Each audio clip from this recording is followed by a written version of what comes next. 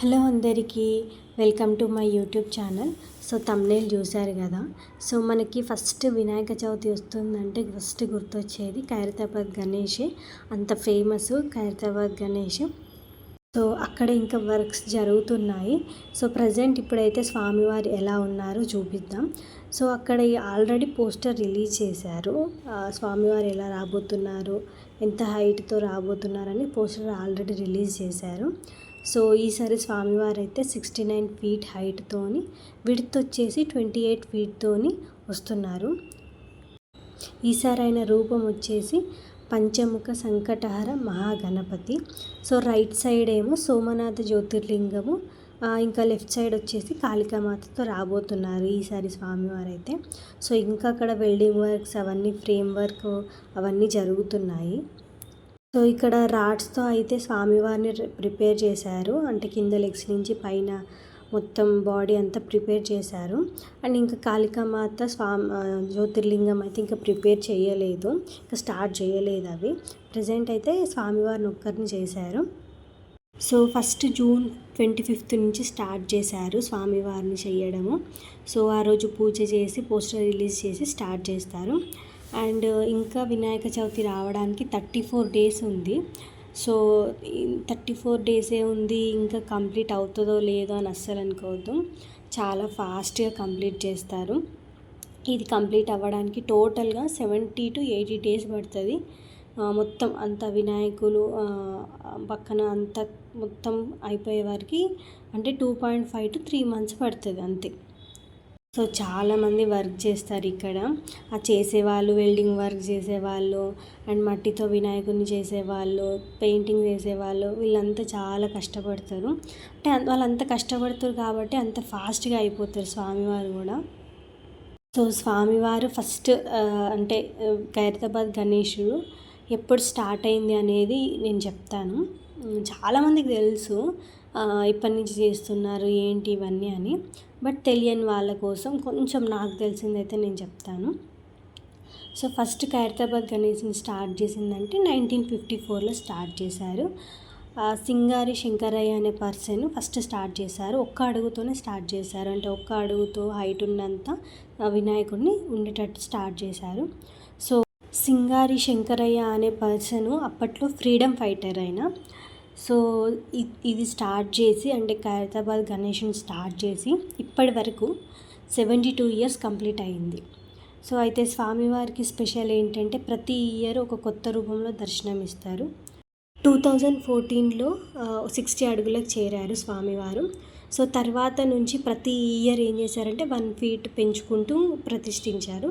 So ఇంకా 2019లో 61 feetతో మన కంట్రీలోనే highest height విగ్రహంగా స్వామివారికి పేరు వచ్చింది.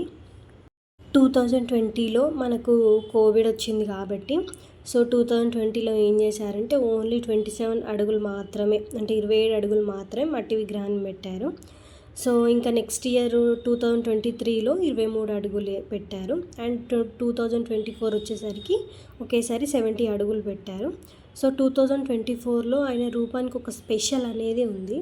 సో అయితే ఆ ఇయర్ 70 అడుగులు సప్తముఖ మహాగణపతి రూపంలో స్వామివారి దర్శనం ఇచ్చారు. నెక్స్ట్ శ్రీనివాసుడు పెళ్ళి, శివపార్వతులు, అయోధ్య రామ మందిరము, రాహుకేతులు ఈ రూపాలు కూడా ప్రతిష్ఠించారు.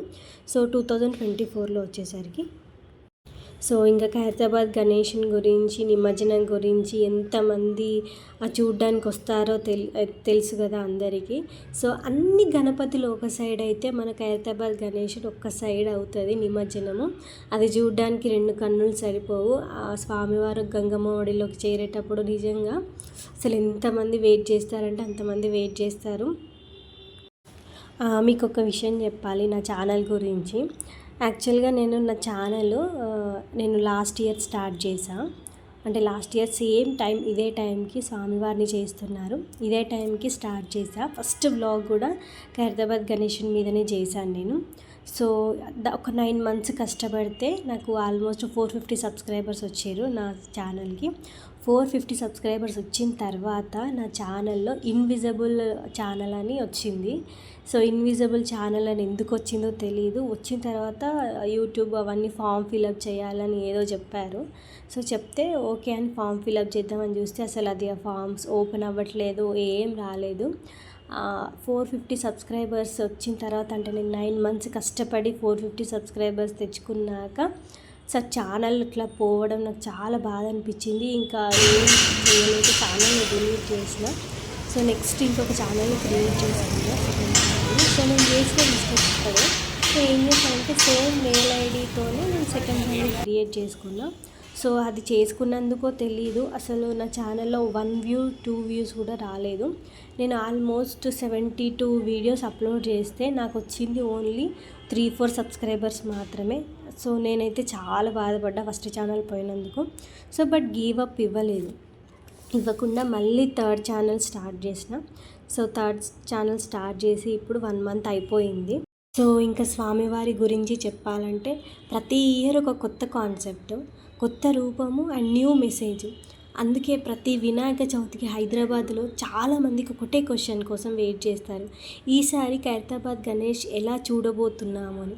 సో ఎలా వస్తున్నారు అని, ఏ రూపంతో వస్తున్నారని చాలామంది ఎగ్జైట్మెంట్తో వెయిట్ చేస్తారు. సో అక్కడికి వచ్చే భక్తులు కూడా అంతే మంది ఉంటారు. సో ఇక్కడ ఖైరతాబాద్ గణేష్ దగ్గర వర్క్స్ జరుగుతున్నాయి. సో మీకు కూడా నా ఛానల్ నుంచి డైలీ అప్డేట్స్ కావాలి అంటే కామెంట్లో చెప్పండి. నేను కూడా డైలీ వ్లాగ్స్ స్వామివారి మీద తీయడానికి ట్రై చేస్తాను. సో మీరు ఏదైనా ఉంటే కామెంట్లో నాకు చెప్పండి, మీకు కూడా డైలీ అప్డేట్ కావాలి అంటే. నేను కూడా డైలీ వీడియోస్తో అప్డేట్ చేస్తాను. సో నా ఛానల్లో 30 days hair care challenge daily post చేస్తున్నా, అంటే షార్ట్స్. సో మీకు కూడా హెయిర్ విషయంలో ఏమైనా మిస్టేక్స్ ఏమైనా చేస్తున్నారేమో నా ఛానల్లో ఆ షార్ట్స్లో చూడండి ఒకసారి వీడియోస్, మీకు ఇంట్రెస్ట్ ఉంటే. ఎందుకంటే మనం చేసే చిన్న చిన్న మిస్టేక్స్ వల్లనే హెయిర్ అంతా లాస్ చేసుకుంటూ ఉంటాం. సో మీరు కూడా ఆ మిస్టేక్స్ చేస్తున్నారో లేదో చూసుకోండి, మీకు ఇంట్రెస్ట్ ఉంటే చూడండి నా వీడియోస్. సో మనం కూడా స్వామివారి ఫైనల్ లుక్ కోసం అయితే వెయిట్ చేద్దాం. So thank you and bye.